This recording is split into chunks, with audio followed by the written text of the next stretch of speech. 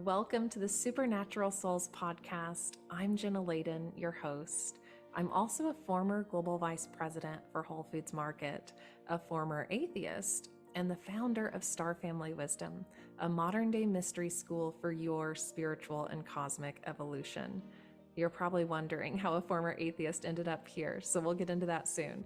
To make a long story short, I had some help from a very specific group of supernatural souls. And on this podcast, we explore the lives, teachings, and energies of these supernatural souls.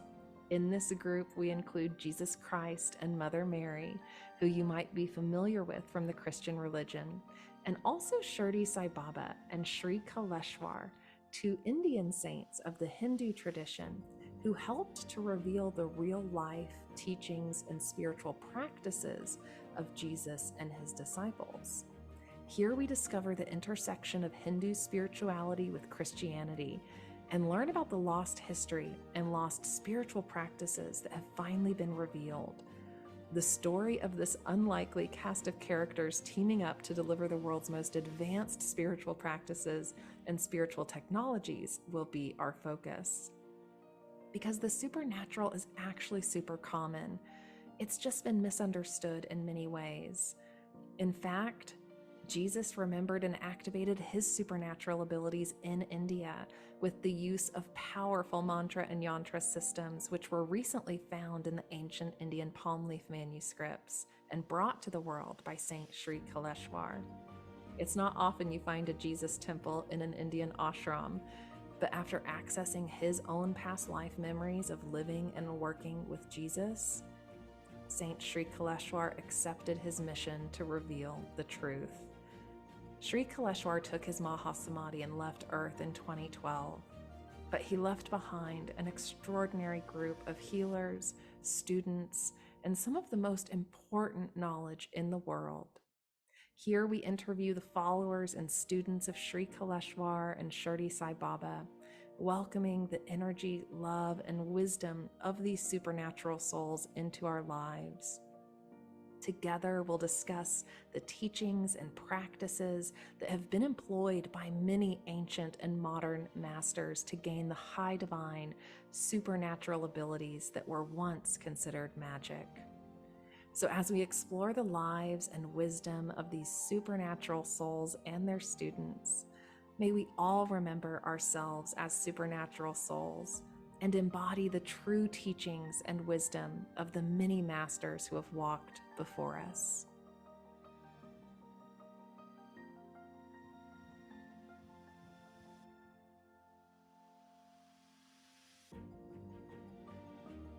Hey everyone, I hope you are doing so well today.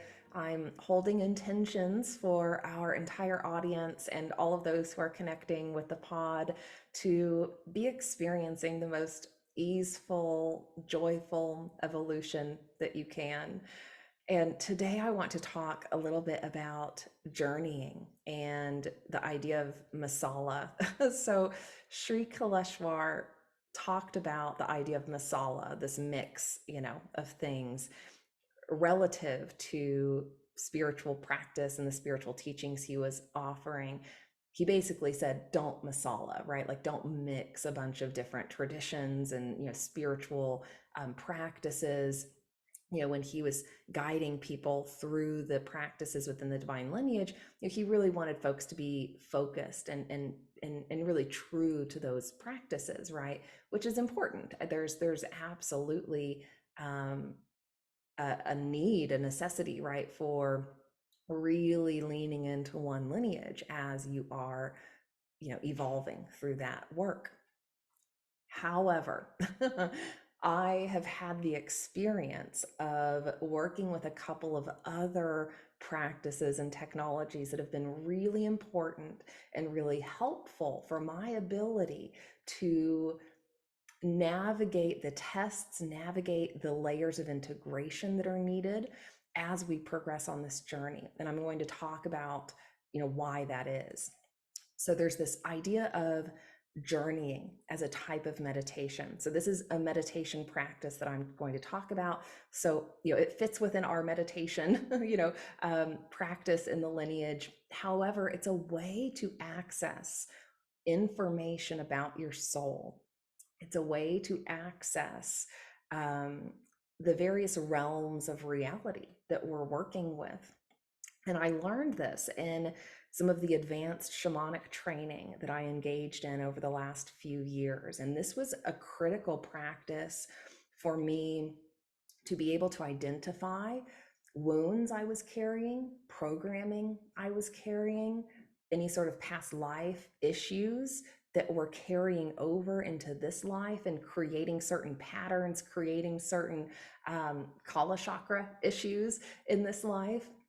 It was a way for me to quickly identify the root cause of imbalances. So anytime we are experiencing an imbalance, anytime we are, experiencing a negative thought pattern, anytime we're experiencing a relationship issue, whatever that imbalance is, whatever it is that is not in harmony and not of unconditional love, that's an imbalance. And we need to identify the root cause of that, ideally.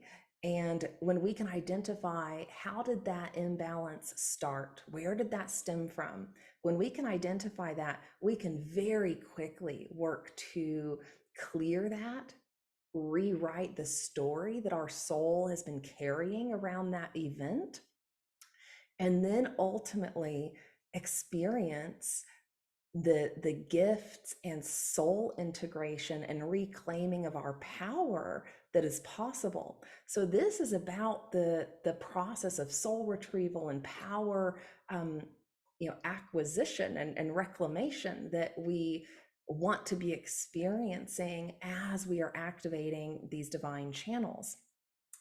It becomes much easier to activate these divine channels within us when we have already done some of this work to identify the root cause of our patterns and our programming. So there is a practice of journeying. And in the Peruvian shamanic lineage that I studied under, we learned how to journey to the lower world. The lower world being the realm of our soul. That's where we go to access the past. That's where we go to access information about our soul contracts, any past life wounds, any programming that we're carrying. That's where we go to access gifts that our soul is carrying that we're just not conscious of. That's where we go to access power animals and the wisdom of various archetypes that are connected to our soul or connected to the realm of collective unconscious. That's where we go to potentially acquire more energetic protection from the realm of spirit. So there are 4 chambers that we can journey to in the lower world. And this is something you can start to learn about on starfamilywisdom.com. We have a free shamanic practice course that guides you through some of these journeys. You can also go to the Four Winds Society. Alberto Villoldo is a master teacher. He is of a master level on this earth. He has developed a number of programs that just guide people in developing these sorts of shamanic skills. It is also my opinion that Jesus was a shaman. So the masters who came before us in this lineage, they were shamans. Like, they knew how to do this stuff. They knew how to clear negative entities. They knew how to perceive negative entities in someone's field. They knew how to, very quickly, go through these advanced meditative practices to identify energy, and identify what energy is driving whatever situation is happening. So I think getting a foundational understanding of some of these meditative practices can be really helpful for you, because it was for me, and it has continued to be helpful as I have progressed in the divine lineage. So you can learn how to journey down into the lower world, the realms of your psyche, your soul. You can think of these chambers that we go to as chambers of your soul. So you're unlocking, the ability to communicate more directly with your soul by doing this journeying exercise. It can also help you start to gain a little more clarity on past lives, if that's relevant in this life. That's not always relevant. It just depends on what our soul is here to accomplish and complete, and what sort of karma we're carrying. And we can also identify the patterns that stem from past lives without getting into all the details of past lives sometimes. So, it just depends on everyone's journey, but we can access some of that information by journeying to the lower world. Once we have gone through the process of identifying some of those past life wounds, those patterns, that negative programming that we're carrying, and once we are doing the work to rewrite those stories, which is a huge part of our ability to hold divine energy. We've got to reprogram ourselves for more divine thoughts, more divine expressions of ourselves. And that doesn't always come with just a mantra. Like, that's work we're doing in life. And so by learning these journeying processes, you can also learn that kind of psychological process of rewriting the story that we've been carrying for ourselves. And as we do that, it's ultimately about moving from being a victim of life, being a victim of various scenarios and circumstances, to becoming empowered and reprogramming ourselves for the truths of our reality, for our spiritual possibilities, for the possibilities that do exist, so that those can come through. So journeying to the lower world is, I think, a really important and beautiful practice. And as we progress, even in our kind of soul retrieval process in the lower world, we start to find parts of ourselves that are the healed parts. So one of the chambers we go to is the chamber of grace. So that's where we find the healed parts of ourselves. That's where we can start to perceive the parts of ourselves that are whole and are confident and maybe are more courageous and brave, or maybe, we might start to perceive the future version of ourselves that has already accomplished the parts of our mission that we're here to accomplish. And by connecting with that part of ourselves, we can bring, some of that energy into our system now, and we can allow that healed version of ourselves to guide us. And then we continue to move towards actually becoming that more healed, whole version of ourselves. So this is a really beautiful way to call your energy back to you, to perceive the more divine version of yourself. And ultimately, as we're doing this work, we can then start to receive gifts from Mother Divine and Father Divine. We can start to receive gifts from the energetic archetypes and, divine beings that we can work with. And we find those in the chamber of gifts, the chamber of treasures. And these are oftentimes symbolic. And as we work with the symbolism of these gifts, these treasures that do exist, that our soul just needs to connect with. For you, let's say maybe you have this gift of writing, like you're supposed to be this prolific writer, but like you haven't gotten there yet. You kind of know that's there, but you struggled to like put pen to paper and make it happen. Well, as you do this healing process in the lower world, you might find in the chamber of treasures a gift related to writing. Like spirit, the universe might deliver you some sort of symbolic, energetic gift that's going to boost your ability to actually manifest that in the physical. So we acquire all of this energy, all of this power and these gifts in the lower world. And then we can bring that up to the middle world. So the shamanic cultures of Peru like to think of the lower world, the middle world, and the upper world. So the lower world, again, being the world of the past, the realm of our soul, where we go to access the chambers of our soul. the middle world being the here and now, the physical experience that we're having, and then the upper world being that realm of spirit, being the place we go after we die. And and when we go to the upper world, we can commune with our ancestors, we can commune with our guides and our angels in an easier way.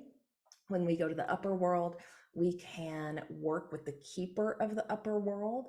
And these are archangel archetypes. There's a keeper of the upper world, a keeper of the middle world, a keeper of the lower world. These are archangels. These are archangels that are kind of guarding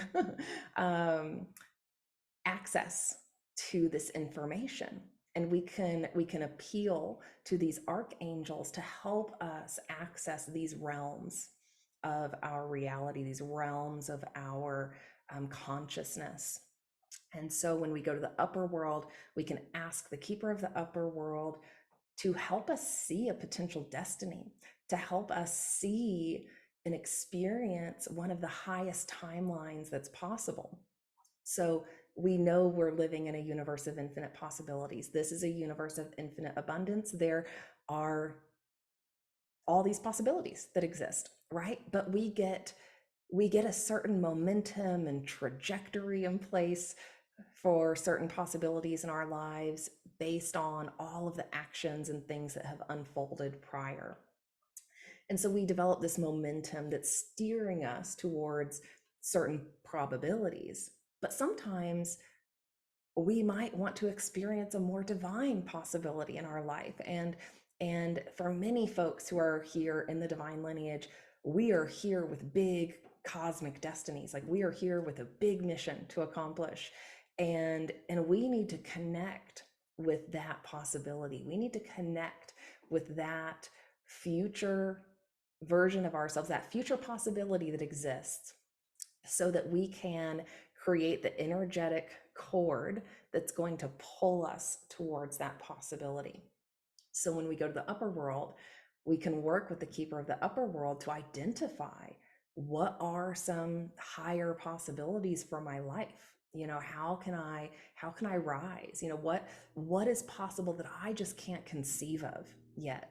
Because our highest possibility, our highest destiny in this life often is something that we are not yet conceiving of consciously. Like, we just can't go there yet.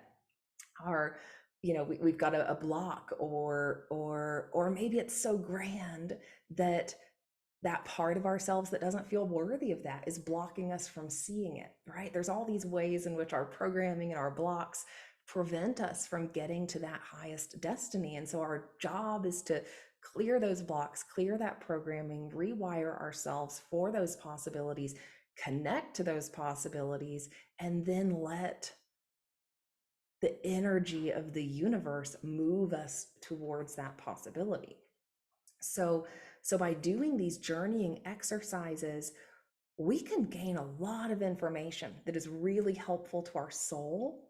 We can learn how to go deeper in meditation. Sometimes just sitting in meditation and trying to do the, completely still, empty mind meditation, sometimes that's hard, like, depending on where we're at.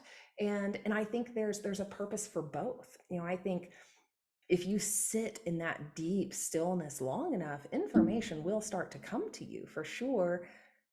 But we also need the ability to access these different parts of our psyche. And sometimes just sitting in that complete stillness meditation is not going to do it. So we can learn how to, with our consciousness, with our, eyes closed, start to journey. And this is not necessarily soul travel, right? So in the lineage, we hear about soul travel actually leaving your body, and that's a different thing. This is, you're still in your body. This is like remote viewing, right? So we are connected to all things, all information in the universe. That's the cool thing about how our universe works, right? We are connected to all of it. We just need to learn how to use our consciousness to connect with different information, and to connect with the past, and to connect with the future. And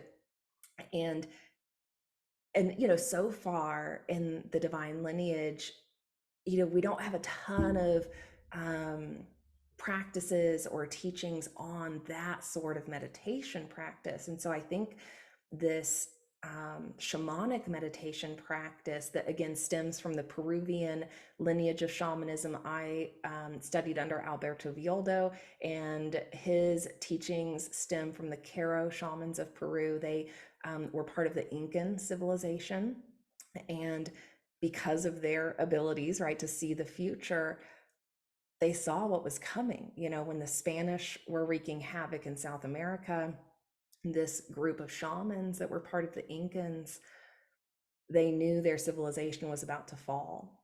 And so, as wisdom keepers, it becomes incredibly important that we're able to perceive the future in such a way that we can preserve the wisdom in the case of these sorts of events. So these shamans left, like they saw what was coming. They knew they weren't going to be able to change the destiny of this civilization, and so they fled high into the Andes Mountains, and they stayed there for like hundreds of years until recently. It wasn't until, like, I think maybe the 1970s or 80s that they came down from like 16,000 feet altitude. They came down and kind of, introduced themselves, like made themselves known again, that these were people who were children of the sun, from direct descendants from the Incan civilization. But what made them so special is that they had been able to preserve all of their wisdom and all of their practices in a way that other cultures haven't. And so we have these pockets on the planet. We have these pockets of wisdom that have been so well preserved. The Divine Lineage is one of them. This is another one that, again, I just highly recommend for the ability to go deeper in your meditation practice, and to find the gifts that are there for you, and to find the parts of your soul that are ready to come home to you. So I just highly encourage you to explore that if you haven't, to practice journeying types of meditation. And sometimes we hear of journeying within the context of plant medicine. What I'm talking about here is just meditation, like no plant medicine involved. Plant medicine can enhance it, if that's a path you're on, but this is just a meditative practice where you're just learning how to become a better meditator, and perceive more. And again, as we do third eye opening practices in the Divine Lineage, that helps your ability to do these journeying exercises and see more of what spirit wants you to see. So as I've progressed on this path, it's become really clear that I would not be reaching certain levels or certain milestones if I had not learned these practices. There are also practices in this shamanic lineage that, again, help you develop your sight, your spiritual sight, to be able to see energy better. And as I went really deep, I've gone through all of the levels of this shamanic training, and as I've accomplished those, my sight has been activated more fully. So I started to begin to see spirits, and one of my specialties now as a shaman, as a Sai Shakti healer too, is supporting souls who are stuck, supporting negative spirits. I can perceive them, I can feel them, I can work with them. And I've had some really profound experiences with that, some really difficult experiences, when we're working with souls who've had such heavy trauma and they're out of their body. That energy is really overwhelming sometimes. And so I've learned through the course of these practices how to perceive them, how to work with the angels to help open the portals that allow these souls to go home to spirit, back to the spiritual realms, to continue on their journey, and to help them release and detach, because anytime that's happening. It's just because of a negative attachment, that has formed here on earth. And so through these shamanic practices, you can also go deeper in your understanding of how to engage the world of energy. And and so Sri Kleshwar was like, no masala, and here I am saying we need some masala. Like, I think the two actually really go hand in hand. They're very complementary. In one of our previous videos, we talked about the four knowledges being the four directions. Learning about the four directions in shamanic practice can also just be a good foundation for integrating a better understanding of the four knowledges and how those show up in your life. And what I think has been really helpful too about that shamanic practice has been this aspect of engaging life, right? This aspect of really deeply engaging karma and welcoming that, and facing fears, facing the fear of death. And I mentioned soul travel a little bit ago.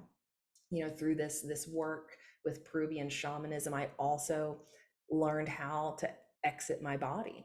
And so there's an easy practice in this shamanic lineage that helps you do that. And so again, we have a combination of tools that allow the divine channels that we activate with the mantras to flow easier in our system.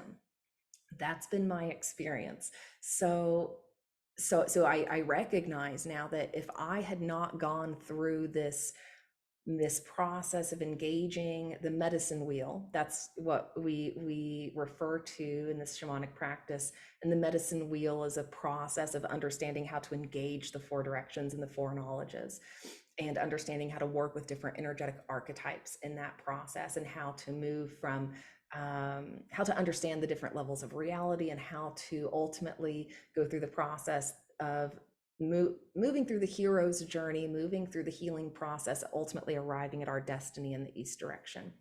So by engaging this medicine wheel technology, this is another technology that exists. By engaging this, I was able to move through, confront, face, clear a lot of my karma and a lot of the baggage, I had carried into this life, for the purpose of then being able to activate divine channels in a more powerful way.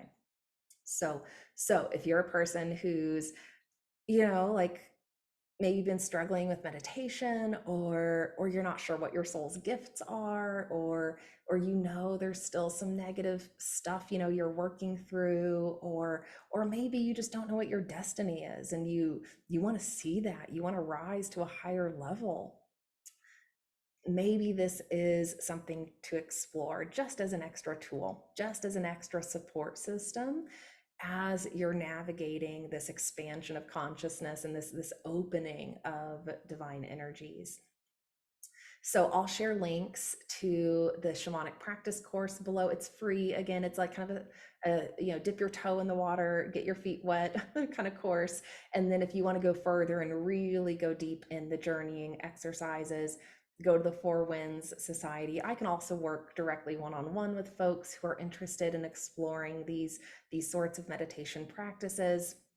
I love guiding people on journeys, and I can also do it on behalf of others. So if you're a person that's kind of blocked with the meditation, or maybe your third eye just isn't open enough yet to perceive some of the energy that we want to perceive in these journeys, I can also do that for you. So I mentioned, I've gone all the way in these trainings, and I'm a certified master shamanic energy medicine practitioner as well. And so I can do all of those exercises on behalf of someone else, to help with soul retrieval, to help with identifying those gifts that one might be carrying, so that we can help those become more conscious and help those energies integrate. So I hope this was helpful. This was an off limits topic, the Masala topic, but we're going there because I think it's helpful, and I think there's also something beautiful about connecting our cultures on Earth, because ultimately I think so much of the wisdom and these practices that exist in various cultures on earth, I think they all kind of stemmed from one root culture.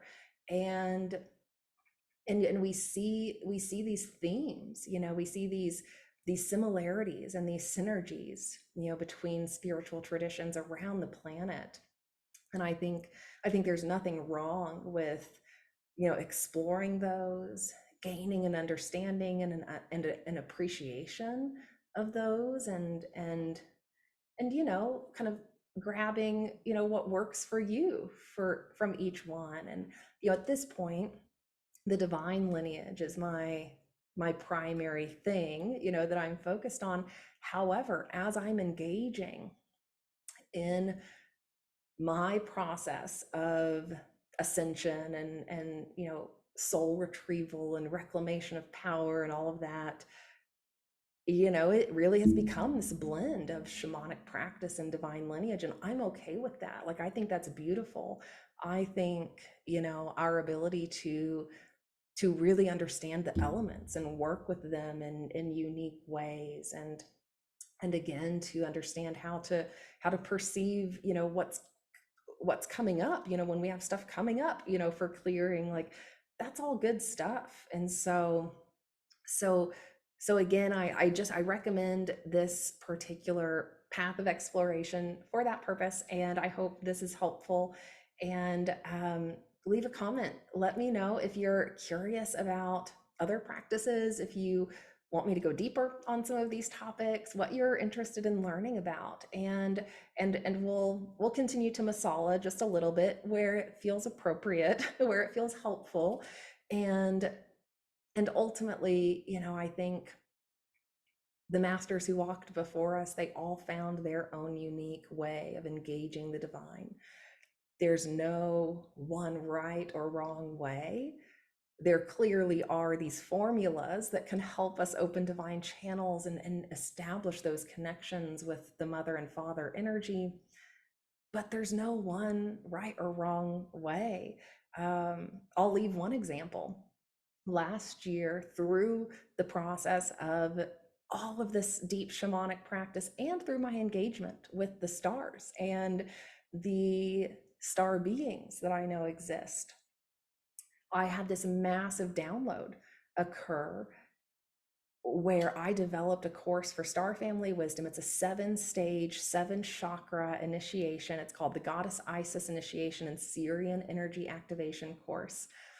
And this happened right around the time that my Kundalini energy activated. So I'd been doing a lot of sun moon process, masculine, feminine, balancing processes, tons of energy clearing processes. I had already been working with some mantras. I'd been utilizing mudras and doing the deep karmic engagement to clear what I was carrying. And boom, my Kundalini activated. I had this massive download about how I could support others in that process of Kundalini awakening. And, everyone's journey is different. It's not like if you take the course once, your Kundalini is going to activate, but depending on where you're at in your journey, it might be supportive for that.